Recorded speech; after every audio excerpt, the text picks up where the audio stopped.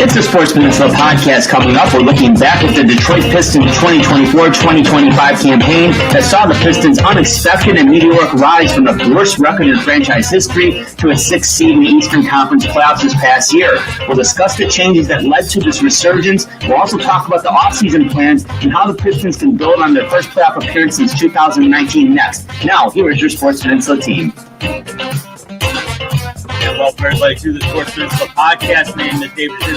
I'm joined by Coach Andy Shield, and we're talking all things sports in the Sports Peninsula, and that's the state of Michigan. Coach, how you doing?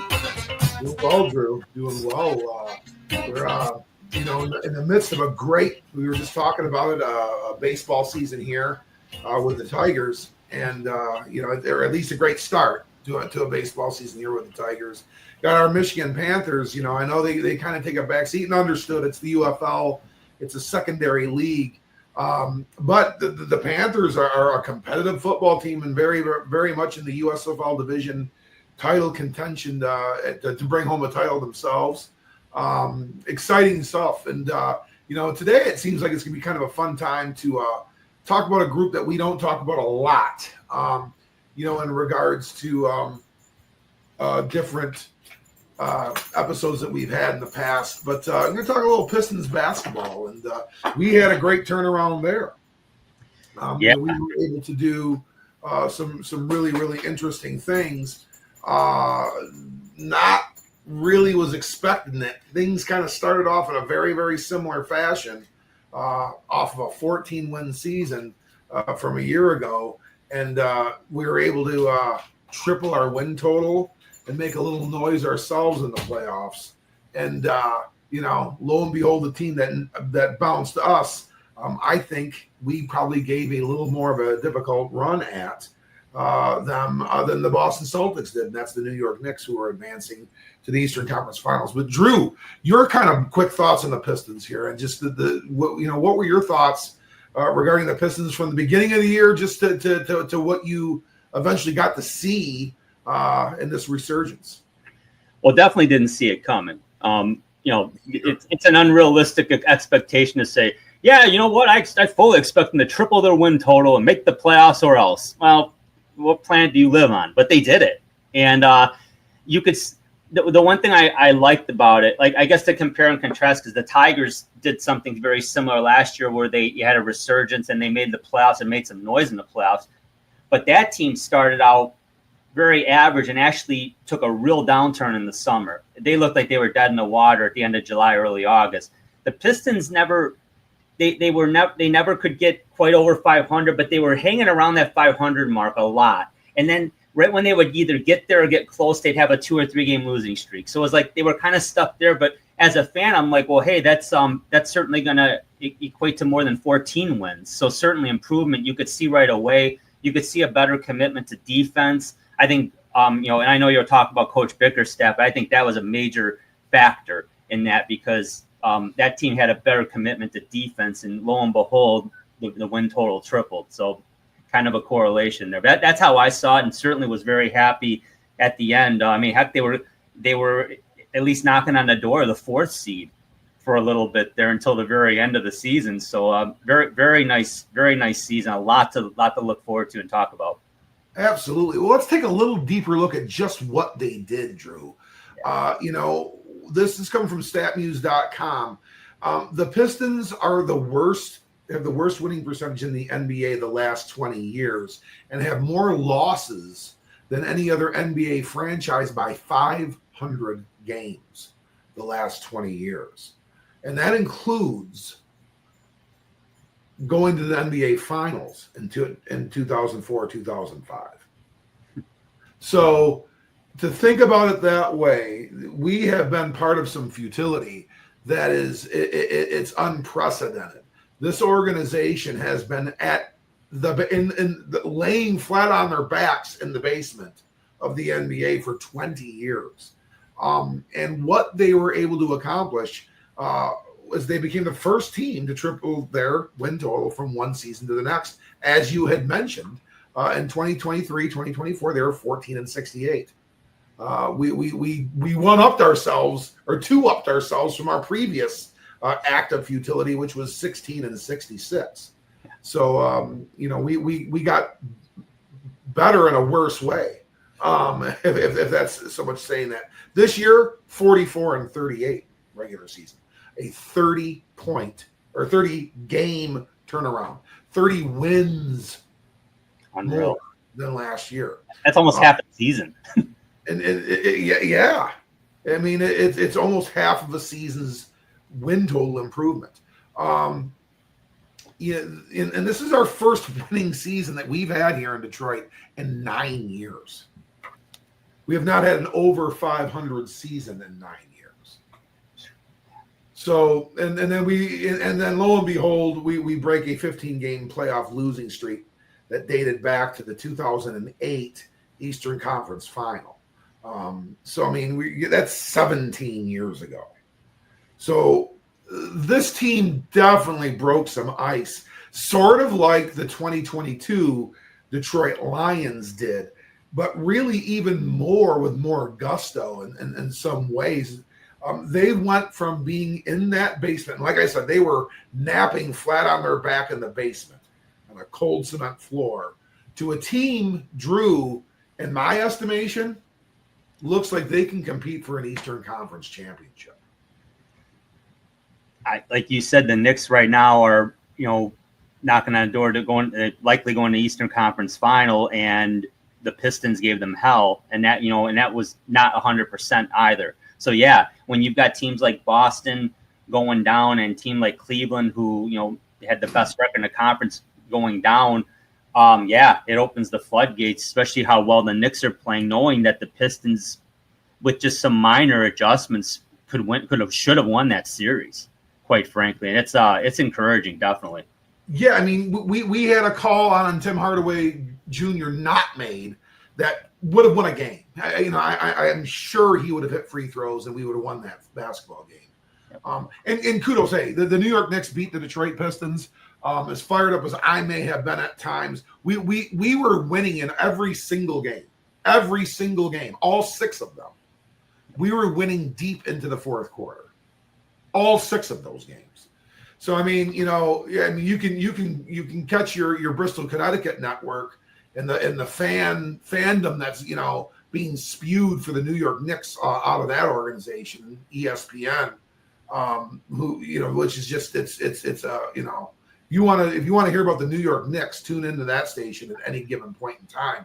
And hey, yeah, they're in the Eastern Conference Finals.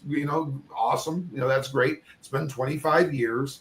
But the national media being greatly in part in the city of New York, which is a great place and all. I'm not here to trash on New York. This is about the Pistons. But you're going to get a lot of love that way. Guys, we were beating them in all 6 games in the fourth quarter. They went on a 21-0 run, and they did, and they beat us.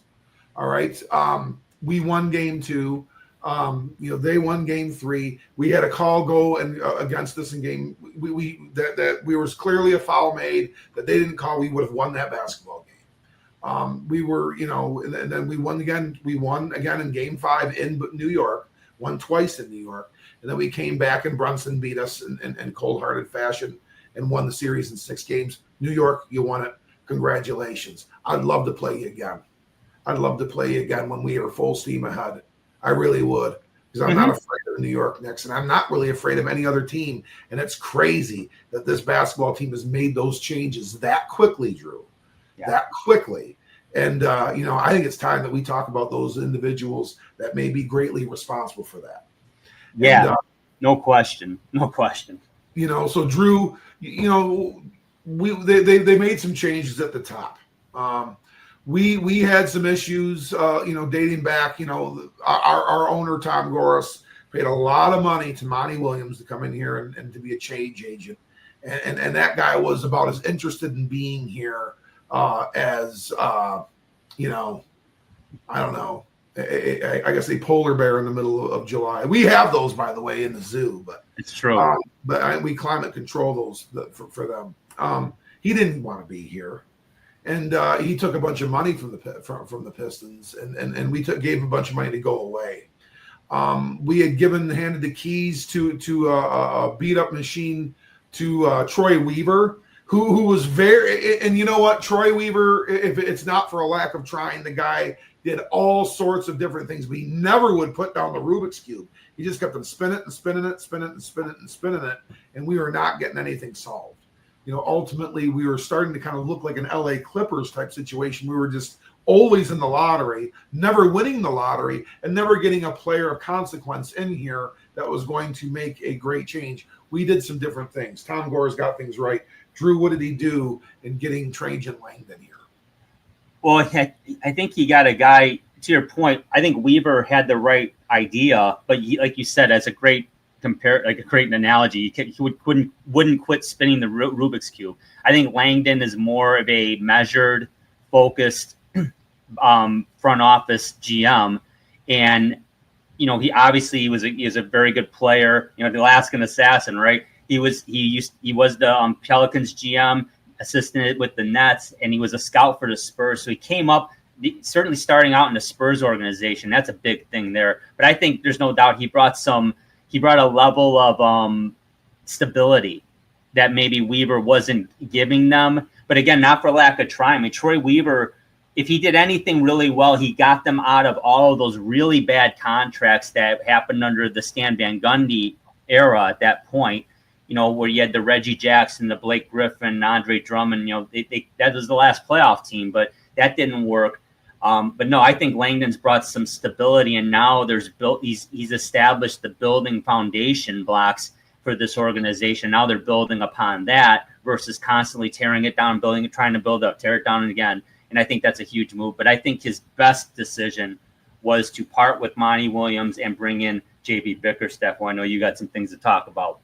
Absolutely. Yeah, we're going to get to that in 1 second. And you hit some home runs there, Drew, with Trajan Langdon. I mean, he played college basketball at Duke University for Mike Krzyzewski. He was an NBA first-round draft pick, played briefly in the NBA, part of one rookie deal, then went over to Europe and was a Euro All-Star and a Euro League champion, multi-time Euro League champion. Wound up playing 12, 13-year pro basketball career. And then came back, started working for Greg Popovich's regime down in San Antonio as a scout for them, helped them fortify, another run.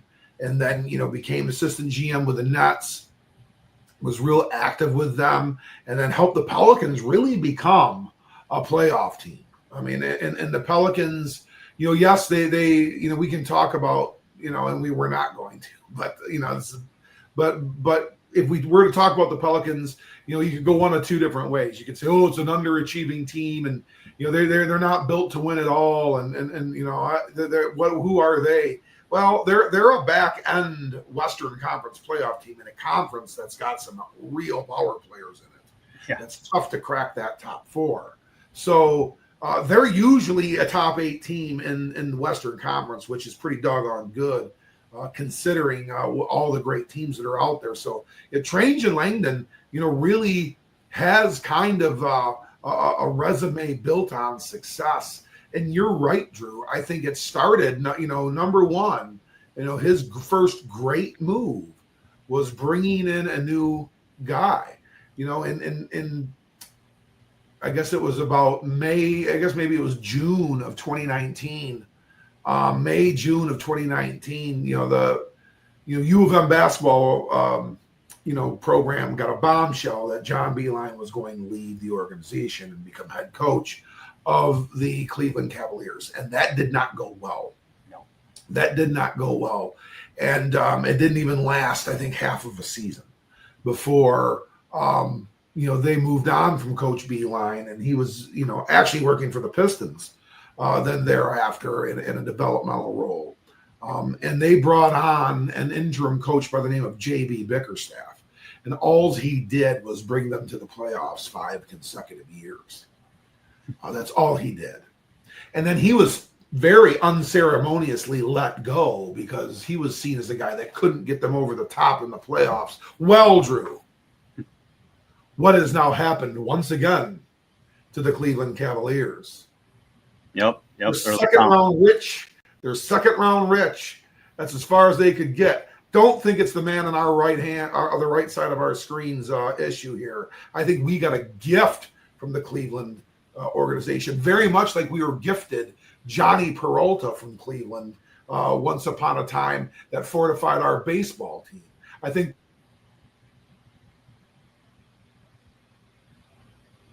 with a man by the name of, J.B. Bickerstaff. Oh, yeah, by the way, Drew, can you name a former Cleveland Cavalier coach that couldn't quite cut the mustard there, that was pretty successful here with the Detroit Pistons? I can. His name is Chuck Daly. Yeah, that's right. Yep. So, Drew, take it away. Give us some love on J.B. Bickerstaff, man. Well, certainly the son of Bernie Bickerstaff, and certainly we're very familiar with him.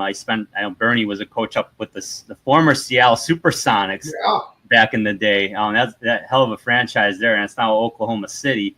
But 21-year coaching career, 8 seasons as head coach, and he's led the Cavs and the Pistons. He led the Cavaliers to the playoffs the last 5 seasons, like you mentioned, prior to this year, and now the Pistons. So this is 6 straight years in the playoffs for JB.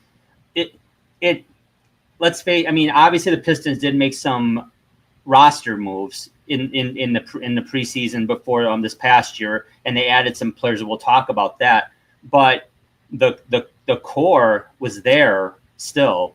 And bottom line is, like you said, Monty Williams clearly didn't want to be in Detroit. And here's the thing: would I spend $72 million on somebody who I had to make a third offer to? Hell no. But it's Tom Boris's money. If he wants to do it, as a fan, I don't give a damn. I really don't. Doesn't hurt our salary cap. It's not stopping him from spending money on player personnel. So if he wants to waste money, that's his problem, not mine as a fan. I don't care. It'd be different if he went the route of spending big bucks on a player that didn't make any sense. That would be a total different ball game. But J.B. Bickerstaff, you can tell the players love playing for him. They're committed to playing his style, and that's a major reason why this team really turned it around. But I love him. I love his press conferences. I love how he doesn't throw his players under the bus in press conferences. He's behind his players, but I believe he holds them accountable too. So excellent move. It's unfortunate Monty Williams didn't work out. The one thing that does puzzle me still, Coach, is how I really thought Dwayne Casey prior to Monty Williams was going to work out, and that just didn't happen. He just could not get that team to play defense. So I don't know personally what Bickerstaff's doing differently in that regard, but it's very evident on tape. He's younger, and Dwayne Casey's wildly, and he's still with the organization in a consulting capacity. And he's a very accomplished coach, an excellent coach, did great things with Toronto and also with Dallas. It just, for whatever reason, that message was not getting across here for whatever reason. Bickerstaff's able to reach these kids. And they're kids, they're young. I mean, they are, he is able to reach them differently. And he's younger. And I think that plays a big part of it. You're so right, Drew. And to look at a couple of other very successful coaches in our neck of the woods here in other sports, obviously everyone's going to go to MCDC, Motor Dan Campbell, who J.B. Bickerstaff went to and discussed, some culture and change agent stuff. And and had him around, and talked to him and picked his brain on certain things. AJ Hinch, who with the Tigers, phenomenal guy, and he's a very calculated guy, and a very analytics guy, and a guy that plays percentages as does his staff. And you could just see that everybody is on the same page. And that's, I think, the big difference between the Lions and the Tigers everyone gets it. Everyone understands. They're on the same page. J.B. Bickerstaff has done a great job of getting that here going too, Drew. And that's why I don't think this was fluke. This was not a 1 year and done type deal. Drew, we got a stud here. Yeah. We got a stud here. I know at times I was a little hard on him in the playoffs, and we need more from him, and we're going to talk about that next.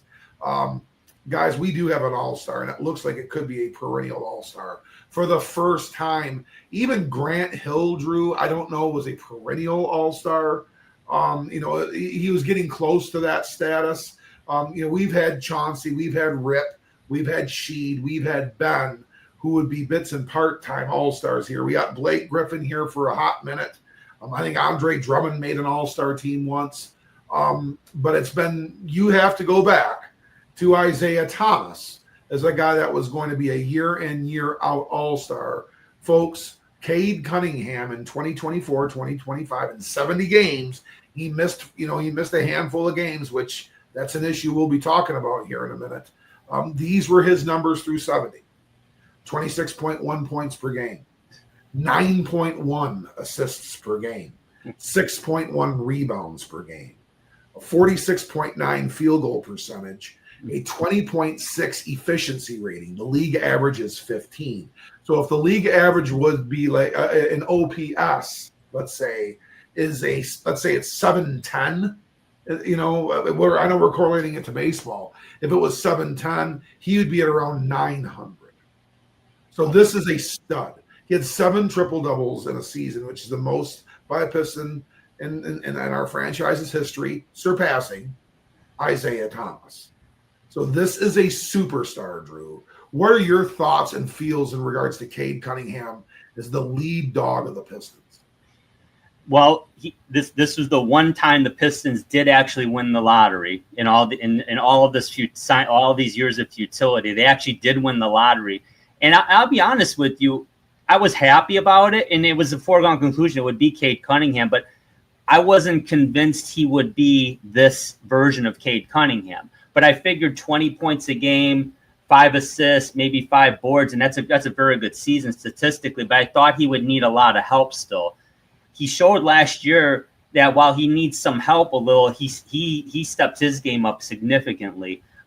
Definitely concerned about this. 70 games isn't horrible, but Cade Cunningham's history in the league so far has been very checkered with injuries. So we're hopeful that those days are behind him somewhat, and we're going to start seeing more of the 70, 75, 82 games played. I statistically loved it. He's a go-to guy. You can count on him to score. That field goal percentage is outstanding considering the position he plays. That's the kind of field goal percentage you're going to get from guys in the paint, like your power forwards and your centers. When you're getting that from a shooting guard or a 3, you're definitely getting something from Cade Cunningham, no question. I guess if I had any concerns about Cunningham, coach, it would have been in the playoffs in crunch time. And he just seemed like he wanted to dish and defer way too much. Sounds a lot like our Red Wings. When it's not like when the going gets tough, they don't. It's more like quit being unselfish to a fault. Take it. Take the shot. And I think in the NBA, it's even more prevalent. When you're a player of Cade Cunningham's stature, and it's in the last 2 minutes of a game, you're the man. Be the man. And I think that's just a mindset switch that has to take place. And I'm glad we got a Coach Bickerstaff to help that. But that's what I see, Coach. Great player, very well could and should be a perennial all-star for this Piston team and should make people around him better. Yeah, I think I'm a massive fan. I'm very, very happy he's here. This doesn't happen without him. I am not going to be quick to, just kind of like, with the Detroit Lions, who is going to be the player that puts them over the top to win the Super Bowl? Is it Jared Goff? It could be, but it could be somebody else. But Jared Goff is going to get that, a lot of that notoriety. And if we don't get it done, he may continue to be as good as he has, but it's going to be also Jared Goff as the reason why we couldn't get it done too. Yep. That's the same type of deal we've got with Cade Cunningham. We're going to talk about some other guys here in a minute. And what he needs to still be able to do. He is going to put up numbers that are like the best version of Grant Hill on a given day. Those are going to be Cade Cunningham's averages. What position does he play? Well, what position does he play? Is he a small forward? Is he a shooting guard? Is he a point guard? He's really all three at any given time. There's a versatility here that we're just not. We just have not been accustomed to, and we finally saw it uptick big time last year with Cade. Now, what does he need to do? He needs to become a Jalen Brunson. He needs to be a guy that's give it to me. Go ahead, MF me. Put my name all over the billboards in town. MF me in unison, 20,000 large. Go ahead and do it. I'm going to beat you in your stadium. Mm-hmm. And he did. Yep.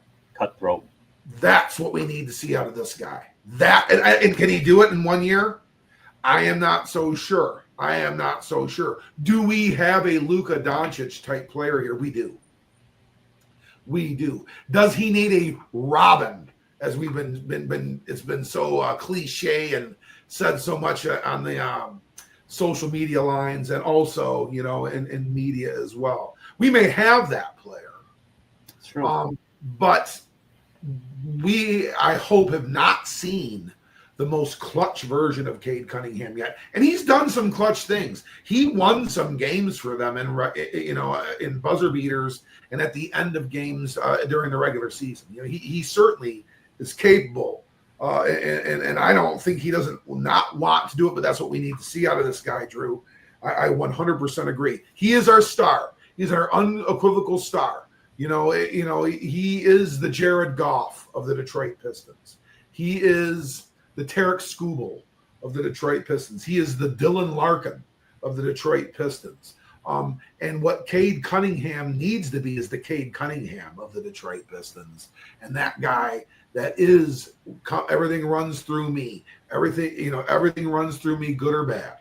And when we have that from Cade, is a true leader, I think we're going to see that next step up because we're really close to it. He wasn't alone, Drew. No. He wasn't alone. We got a lot of guys to talk about here. And you know what? We have an established young core here that I think these four individuals, from my estimation, Drew, are that young core. Now, could we move on from some of these pieces? Eventually we will, because we won't be able to afford them all. But in the long grand scheme of things. But Asar Thompson, Jalen Duren, Isaiah Beef Stew Stewart, and Jaden Ivey represent some really, really good players. Asar Thompson, has a 108.0 defensive rating. He's an elite. He became an elite perimeter defender. Yeah. An elite perimeter defender by the end of this past season. Duren is a double-double average player. He averages a double-double, and I think he had the second most dunks in the NBA this past year. So he is at the rim. He's at the rim. He had a higher efficiency rating than Cade Cunningham. Yeah. And he shares the position with the top rim defender in the NBA, and that's Isaiah Stewart, who really signifies the classic Piston mantra, which is a tough, come bring it, hit me square in the jaw, I'm coming at you, I'm going to hit you square in the jaw mentality, defensive-minded mentality, physical mentality, stir it up mentality. And he averaged almost 1.5 blocks a game. He had the highest defensive rating on the team, and he was critically missed in the playoffs because he really played a half of a game, and he wasn't eligible. A guy that didn't play after New Year's Day was Jaden Ivey, who really was our second leading scorer. He shot over 40%, almost 41% from three, and he was out. And really, his athleticism and his ability to get to the rack. I mean, we're talking kind of like, what he was starting to look like was a version of a Dwayne Wade. And that would certainly couple pretty nicely with Cade Cunningham and what we've gone on. Drew, what are your thoughts on these four guys? What are your thoughts? Because to me, at least three of these individuals, I think, are going to be around for a long time. Yeah, you certainly hope so, because missing the two gentlemen on the right was certainly detrimental in the playoffs. No excuses, but it is what it is. They had missed Ivy for the last 52 games of the year, so they were rolling without him. Certainly could have used him, but they managed to work through that. And in a way, it helped others emerge and to see what they have too. So that in a sense, I mean, that's great. That next man up mentality really paid off for the Pistons. That's not to say that, okay, well, they don't need Jaden Ivey. Oh, yeah, they do need Jaden Ivey, because to your point earlier, Cunningham does need a Robin of some kind. And Jaden Ivey is clearly that guy in terms of skill set. They miss Stu's muscle inside and his defensive toughness. And quite frankly, he's a policeman on that floor. There's going to be no nonsense. There was a lot of nonsense that happened in that Knicks series. I think B. Stu would have squashed real quick from a couple Knicks. One thing that really impressed me, Duran did what he does in that playoffs, but Thompson really emerged as a guy. I mean, he was the only Piston defender that really was able to give Jalen Brunson hell. Jalen Brunson struggled against him because of his length, and he had not only his length but his speed. So I'm really encouraged by this group. Again, there's no Cade Cunningham here, but Jaden Ivey is certainly somebody who could be, I guess, to compare in Piston terms, his Joe Dumars to Cade's Isaiah, very much in play. I think that's a really, really, intriguing comparison. I think it really does, and I fully agree with Asar Thompson. He and Jalen Brunson admitted it. He said that guy's big time. Yeah, he did. He's a big time defender. He can play, and he had a 53.5 field goal percentage. I mean, we're talking about a guy that gets to the rack. He gets good and easy looks. Now, there are times where he was having a hard time getting a shot off, where what they were getting the ball to him underneath the basket. He needed to space a little differently. That kind of, there's little reoccurring things. But he's also a very young guy. I think he turned 21 years old during the season. His twin brother is one of the emerging stars of the Houston Rockets, Amen Thompson.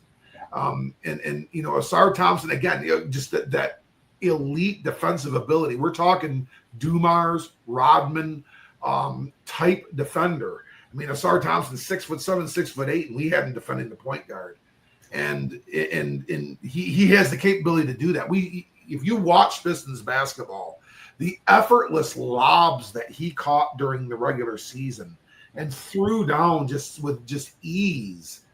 He just oozes athletic ability. I think Asar Thompson is a huge piece to our future. And with Duran, he is as athletic of a center as there is in this league.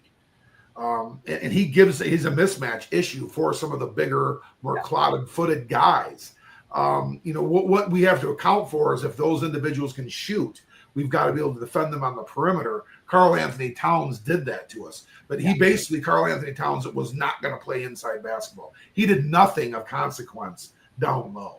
He didn't. Jalen Duran was too much of an athlete for him, and that's with Stewart sideline, as you had said. And I'm not going to go into great detail on Stewart and Ivey because what other than what you've already said, Isaiah Stewart kind of is that almost that kind of captain, that blue collar Piston, that kind of is the definition of a Detroit Piston. And Ivey, Monty Williams did not seem like he was in favor of Jaden Ivey. He did not seem very, very happy with him at all. And it took a minute for him to kind of step up. We just started to see it. And would have this, would have we won 30 more games this past year with Jaden Ivey? I think we would have. But it would have looked different. It would have looked different. And because we really need to depend on the next group that we're going to be talking about.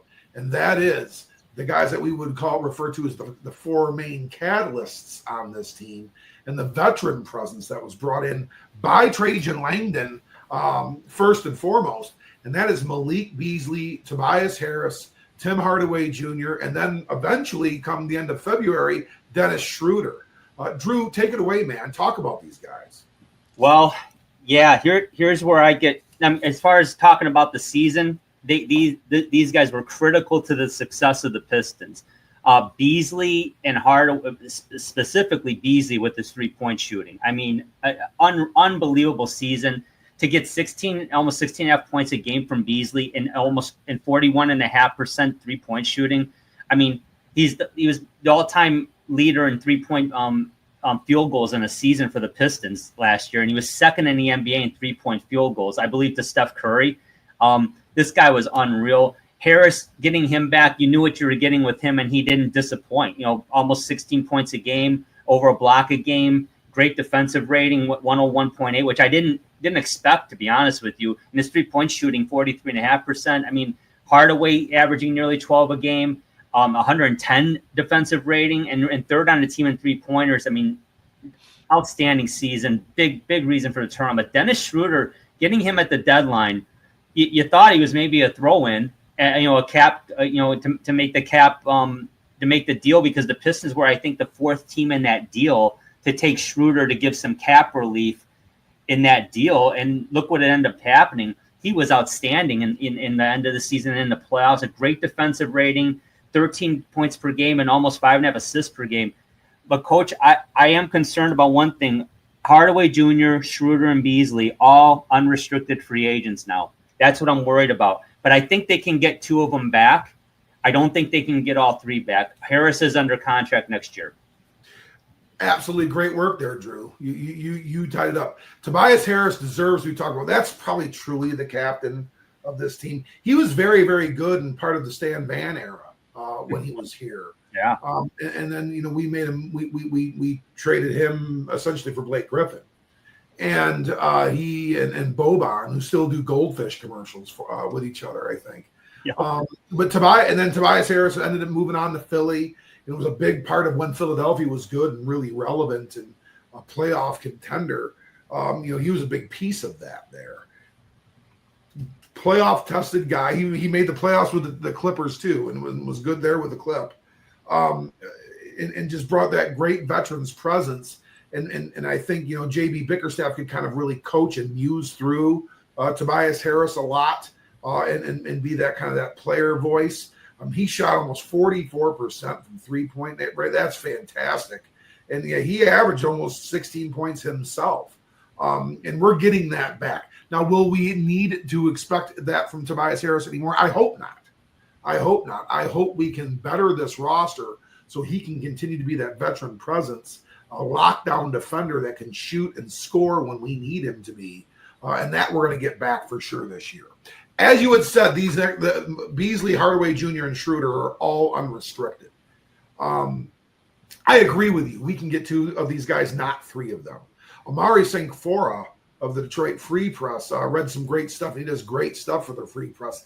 He alluded to, in Langdon's, press conference that he had in regards to the offseason this past week. It may hard to be even bring back one of we might be only being able to bring back one of them. Realistically, it's very possible, because we want to fortify what we've got going on with that young core and solidifying some finances for them. Also, we may be looking at a splashier move via a trade, and in doing so, we're going to need some cap space to do that. So, in my opinion, and kudos to all 3 of these individuals. For their contributions.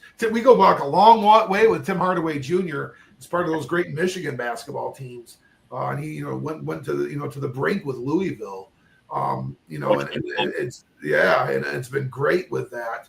But I think that would be an individual that we could take our mid-level or exemption or our low-level exemption and try to fortify with that and find a shooter. A guy that brings, because he was 3rd on the team in 3-point field goals.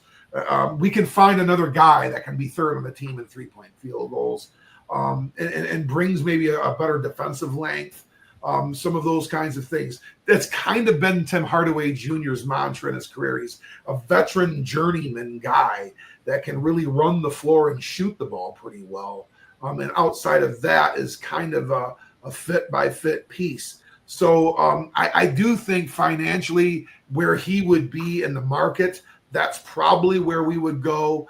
And if we could only keep one, Drew, if we had to choose between Beasley and Schroeder, in my opinion, you're going to re-sign Malik Beasley and bring him back. His scoring is just, when he's on, I mean, we are on. His mother is from the city of Detroit. And his whole half of his family, his mother's side of the family, is all from here and still is here. He spent and summered here, significantly throughout his life. So it is a home of sorts. Malik Beasley kind of does fit also that kind of Piston mantra in regards to the going to work Pistons, is a guy that's always been a very, very good player, but never could find a home. Very similar to Chauncey Billups, very similar to, in a way, Rip Hamilton. He really found his home here. Are there holes in Malik Beasley's game? When he goes cold, it can get kind of rough. But he broke that Pistons all-time three-point record in the single season in February. It's crazy. He beat Sadiq Bey's record in February. So, he was second in the league this past year. Now, can we expect that from him again? I don't think that's fair. But again, I think we are talking about a guy off the bench that is an absolute catalyst. He gets under people's skin. He's got the little shimmy and that kind of thing. And when it's going good, it shuts a lot of people up. And he can get people a little fired up, too, and get under their skin, which, is never a bad thing here with the Detroit Pistons. But that's where I would go. If we could only keep one, I would go with Beasley. If we could keep two, I'd love to keep Dennis Schroeder around. I'd love to, at least for a short term in the interim. I think we could get better. Now, a healthy Jaden Ivey, if that's what we're going to roll with, I don't know if Dennis Schroeder's role is really going to be worth what we would have to pay to keep him around here. Marcus Sasser might make more sense in that role. So that's just how I say it, Drew. What are your thoughts? I'm totally on board with that. Beasley, and it's a mutual fit. He wants to be in Detroit. He expressed it in the media. The Pistons certainly haven't expressed anything to the contrary. So I think they're going to make that work. Harris under contract. Schroeder, that's where it's at. He's going to get more money on the open market than the Pistons can afford to give him in the role he would have.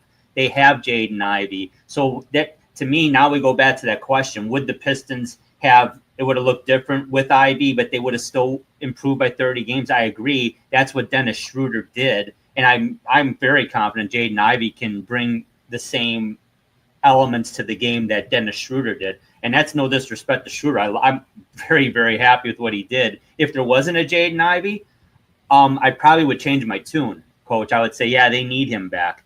And I would think they would agree. Hardaway Jr., that's the one. It depends on, can you get him short term on a mid-level exemption? Well, if you can, why wouldn't you? If you can. But again, then you go back to that young core.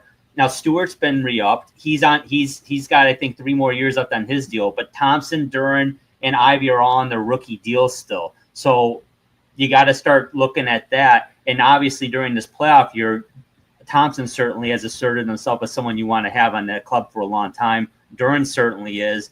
We'll see with Ivy this year. If he can play at the level we expect, what we saw in 30 games, well, then it's a good problem to have that the Pistons haven't had in a while, but it's a problem. Who do you keep and who do you let walk?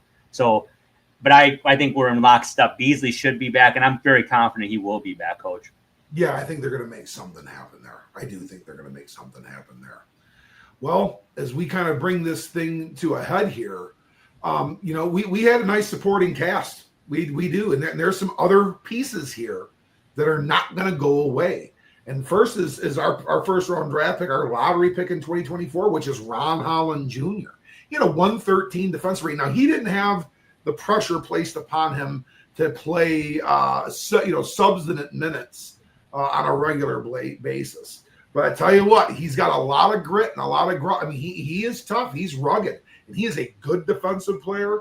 In my mind's eye, Drew, this is a guy that has a piece to the future here. And he could really fortify if we were to make some sort of move with a team to make a splash and get a bigger player here that's not of the supporting cast. Ron Holland Jr. will be part of that package because that is a guy that can play in this league. Simone Fontecchio, when he would play and he'd get the threes, we'd give him the Italian hands, and yeah, he's an Italian team member. If you watch any of coverage of global kind of, FIBA basketball, he's a huge player in Europe.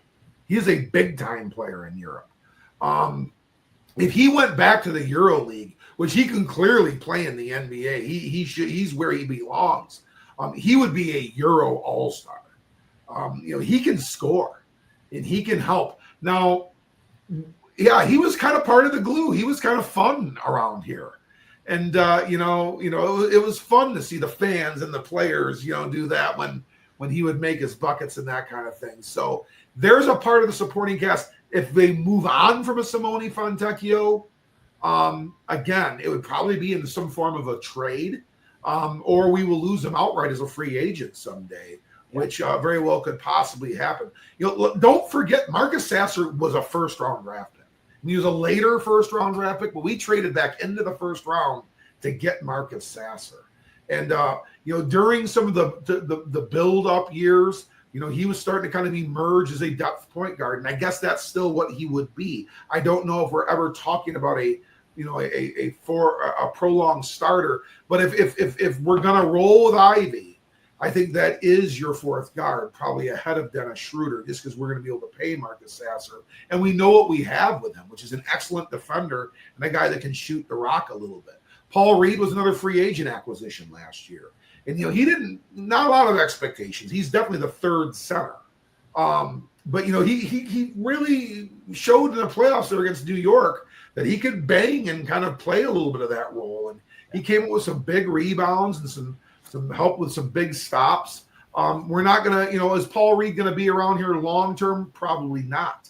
But, what are your thoughts of these four, Drew? You don't have to go into great depth on them, but, do you see any pieces here that could be, parts of the long-term future? I definitely do, in the form of Ron Holland Jr. Yeah, and it would, like you pointed out, if there's a big trade to be made, he's likely a piece in that trade because of that upside. He and Fontecchio and Sasser, I think, all could be.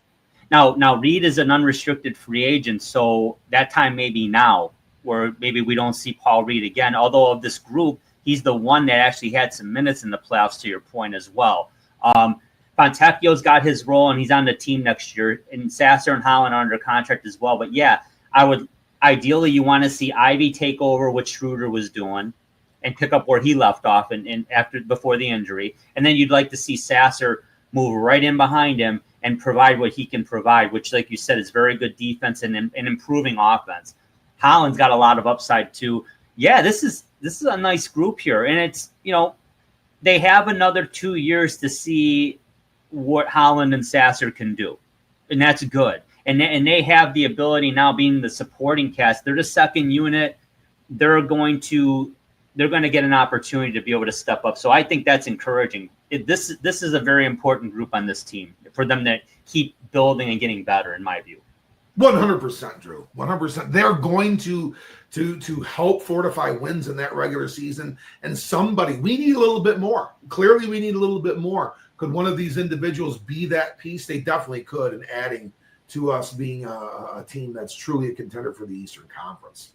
Yeah. Well, they weren't the only guys. We have a few other pieces too. And then really with this slide, what we want to talk about more than anything, Drew, and bringing things to an end here is what it looks like, moving forward. We had Ron Harper Jr., Dennis Jenkins, Bobby Klintman, Toulouse Smith, and Lindy Waters III were also members of the Detroit Pistons on the full roster.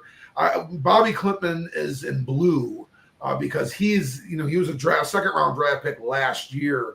I do think we're going to see more and more of them, more of him, and eventually him being a supporting cast member here. He's very good defensively. He can run the floor. He's a bigger guard that can defend.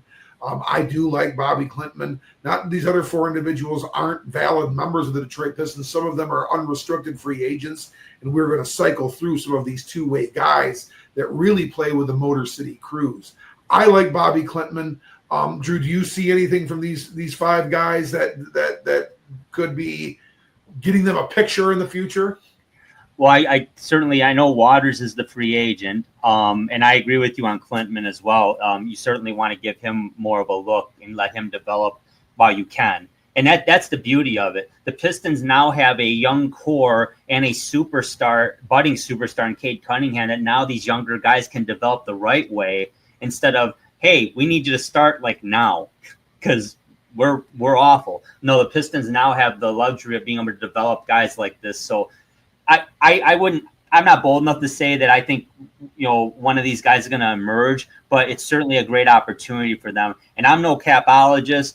Hockey, NHL, and NFL I can handle. The NBA cap is another world for me. So, where it looks like there's no space, there's magically exemptions to come. And there's only 15 players on a roster that on a assigned roster, only 12 active in a game. So there's a lot more levity in the NBA. So what may look grim cap wise, there's always ways to finagle a contract. Go ask LeBron James how that works. I think he's a capologist. Yeah, I guess he is, because I don't know if he'll be able to explain it to you, but you're absolutely right. Whatever team it seems like he's ever played on is always be able to squeeze a few more few dollars underneath that cap. But getting to that, we got $19 million on the mainstream cap. Yeah, we've got $19 million.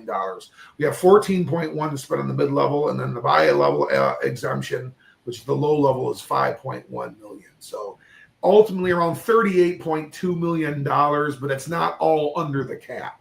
If that's the case, let's go out and sign the top free agent. Well, we can't quite do that. But we do need to be kind of considerate of some things. How we want to use this cap. Do we want to use it on the mainstream free agent market? Do we want to use some of these funds to, kick down the road, so to speak, to take care of Asar Thompson and Jalen Duren or Jaden Ivey if we go down that route? How much do we want to spend on Malik Beasley? Is that if that interest is mutual, he's going to have to be somewhat wise to that $14.1 million number in that total. Now, can we go above that a little bit in the luxury tax? We can. Could we give him $16, $17, $18 million a year? We could.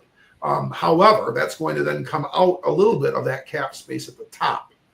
That's a cap number. Is that going to yield you a perennial all-star? Is that going to get you your Robin player next to Cade Cunningham? Not alone, it doesn't. Not alone, it doesn't. We would have to package some salary along with that, but you would be if you're getting that. Is that kind of cap dollars that you could utilize in a trade that could make a substantive move to make the Detroit Pistons look a lot different and maybe be a lot different in regards to their ability to be consistent in scoring and those kinds of things? It could.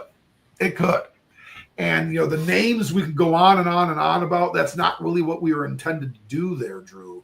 But, and I know you do a great job with cap numbers.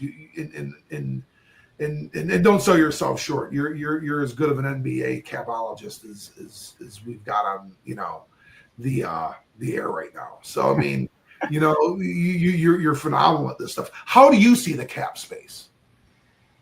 I think you articulated very well. It's good space. It could yield you what you need theoretically, but like you said, you'd have to package some folks in a trade, and that's where a Ron Holland would come into play. A guy like that, not a lot of salary, but a lot of upside in that case. That mid-level exemption's got Malik Beasley written all over it. I mean, honestly, that seems like a really good move there. And quite frankly, if I'm gonna try and reference his number from last season, I want to say he was around $9 million last year, and I do have it up now. And long story short, $6 million. So honestly, I think that works out very well for the Pistons and Malik Beasley. And maybe they can work out the contract where again, I'm not sure. You can do a lot of things, but Beasley makes a lot of sense there. 330 or something like that. Yeah. And it'd be great to get Hardaway on maybe another 1-year deal. I don't know if he's willing to do that. Maybe he is. If they do, he was at. He made a lot of money last year because he had a big contract that the Pistons took on. He was at $16 million. I don't think it's realistic for him to expect that kind of coin going forward, honestly. From the Pistons, no, not from the Pistons, no. So that's where I'm a little reluctant to say he'd be back. But Beasley, I think this is a very good fit there. So I think they're in good shape. They have their core back. If they can re-sign Beasley and maybe make a trade and maybe get some help from the draft this year, although They've only got one pick, like it's shown on the screen there at 37. So a rare exception this year. The Pistons aren't in the lottery, and we're not watching their ping pong ball get bounced from 1 to 5 or 1 to 4 or 1 to 6 or something like that. So that's a good thing. But no, I think it's encouraging. But I don't think they don't need to make the splash move, and I'm not sure there's a guy out there in free agent land even, or there could be a sign and trade. I'm not sure who that would even be, to be honest with you. I think they need to see a little bit more of what they have. There's still time to keep developing what you've got. Maybe add another key vet like you did last year and added several key vets. That's a good recipe right there. But let's develop that core. Let's develop these young guys. Let's not keep, like you said, let's stop that Rubik's Cube. And that's Trajan Langdon alluded to that. That is going to be part of the deal here. We're going to work with the ingredients we have. We're going to let this stew congeal a little bit more. We're going to see, and we're going to develop and get to be more synergistic here with what we have. We're building upon this. We're not tearing it down and redoing it per se. There are teams that do that, and ultimately they end up kind of being, the destruction of their own hand because they really tear down what they already had. Didn't talk about the draft pick very much. It's the 37th overall pick. That's a second round lottery pick. I mean, it's a higher second round pick. I mean, there have been NBA Hall of Famers that have come from the 40th, 43rd pick. So, I mean, I'm not saying that we're going to draft stud player, but definitely something that's going to probably replace one of those names above. That's certainly going to happen. And a guy that could be on the slide before that is a supporting cast member, really even starting next year. It's very, very possible, especially if we were to make some sort of big splash move and where we would, take a lot of cap numbers down and, trade some pieces off to make the salaries work. We're going to need that player. So it's an interesting one, and we'll see what Langdon can do with it. If we stay out of the first round, or if we try to somehow, somebody's drifting back and we're able to get somebody at the very tail end of the 3-4 picks ahead and get up into the first round again to get that player. This pick would obviously be used in that, and we'd leverage future picks to do so. But it's exciting stuff, Drew. We've got a basketball team here again that is that's definitely fortified. So, I mean, I guess that really kind of alludes, and this really goes out to the viewers out there and to all the other Piston fans. Now what? Now what are we going to do? Well, Drew, I think we gave some realistic possibilities here without going into too much crystal ball stuff because, I am not so sure we're going to be crazy active on free agency or making big trades. We could do something fairly substantive. Who knows? But in the end, Drew, it's great to have this organization functional again. It was a lot of fun getting into it. I've been a lifelong Pistons fan. I know you have as well. And, a couple of our buddies have been, and it was a lot of fun. And here's to many, many more playoff runs out of those Detroit Pistons. Any final thoughts, Drew? Like you said, it's fun. I would say, I was a fan probably the year or two before they got Isaiah. So you're talking the 1980 season. I remember the Lightning Bolt uniforms, but I also remember Paul McKeskey and Bob McAdoo were the stars on that team. Nice guys, at one time, good players, but the team it wasn't working. They get Zeke and things start happening, and that's another episode in itself. But I love to see. It's great to see the Pistons relevant in the NBA because I'll be honest with you, as a fan, that the NBA, the way it's officiated, the way I'm not a fan of how that is, but I love the game of basketball and I love how the Pistons play basketball. So this is really fun, a lot of fun. It sure has been, and hopefully we'll talk about a deep playoff run and the next time we talk some Detroit Pistons. But we'll have that be our last thoughts. And for the great Dave Druzinski, this is a Coach Andy Shield, and this has been the Sports Peninsula Podcast.